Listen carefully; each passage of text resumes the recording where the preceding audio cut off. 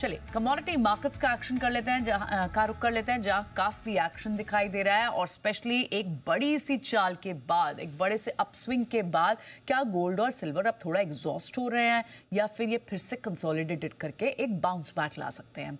Trade bull security के भाविक पटेल हमारे साथ हैं। मॉर्निंग भाविक, सबसे पहले ये बताएं कि आज गोल्ड और सिल्वर में इस वक्त स्ट्रैटेजी करनी क्या है? क्या डिप्स हैं ये, इन्हें बाय करें या और नीचे के लेवल्स का इंतजार करें?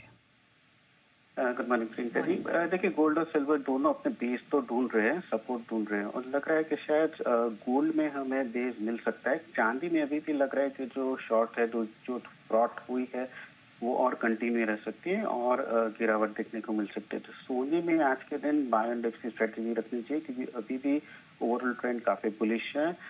1,22,000 के करीब बाय कर सकते हैं, 1,22,600 के टारगेट के लिए और स्टॉप लॉस रख सकते हैं 1,31,700 का। पर चांदी में अभी फिलहाल लग रहा है कि 150 का जो उसने लेवल ब्रेक किया है तो नेक्स्ट सपोर्ट आ रहा है 142 में एमसीएक्स में, जिसकी वजह से लग रहा है 1,46,700 के करीब शॉर्ट कर सकते हैं 1,45,000 के टारगेट के लिए और 1,47,500 में। तो चांदी में अभी भी गिरावट हो सकती है, सोने में लग रहा है कि थोड़े बाउंस बैक आ सकते हैं। ऑल राइट, तो ठीक है, तो इस हिसाब से आपको स्ट्रैटेजी बनानी होगी। लेकिन अभी एक बार आप क्रूड पर भी हमें बताएं, जिस तरह से एक उछाल के बाद अब ब्रेंट क्रूड $64 $64 के आसपास आ गया है, क्या ये फिर से ऊपर के और लेवल्स तक अटेम्प्ट कर सकता है या फिर जिस तरह से इतने वीक से हम देख रहे हैं कि नीचे के लेवल्स पर ही कंसोलिडेट कर रहा है क्रूड, फिर से उसी तरह की एक कॉल आ सकती है?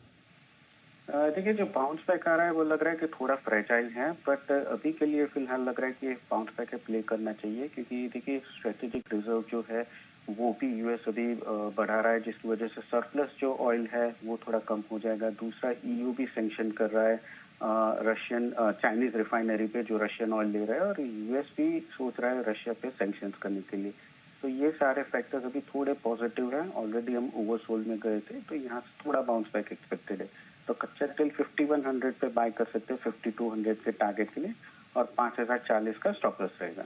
ठीक है, तो यानी आप यहाँ सलाह दे रहे हैं बाय करने की डिप्स पर, थोड़े लोअर लेवल्स पर एक बाउंस बैक तो दिखा है। और भावे क्विकली बेस मेटल्स पर भी एक अपनी राय बताएं जो कि ऑलरेडी अच्छे खासे लेवल्स पर थे, ऊपर के लेवल्स पर थे, थोड़ी सी सॉफ्टनेस जरूर दिखाई दे रही है अभी कॉपर जैसे स्टॉक्स में।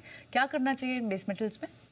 बाई करना चाहिए। यूएस का टोन थोड़ा सॉफ्ट हुआ है चाइना के टैरिफ पे, तो कॉपर 975 पे बाय कर सकते हैं 982 के टारगेट के, 970 का स्टॉप लॉस रहेगा। चलिए ठीक है, डॉक्टर कॉपर पर आपकी सलाह ये रहेगी भाविक की। शुक्रिया भाविक, ये सारी सलाह हमें बताने के लिए, स्ट्रैटेजी हमें समझाने के लिए।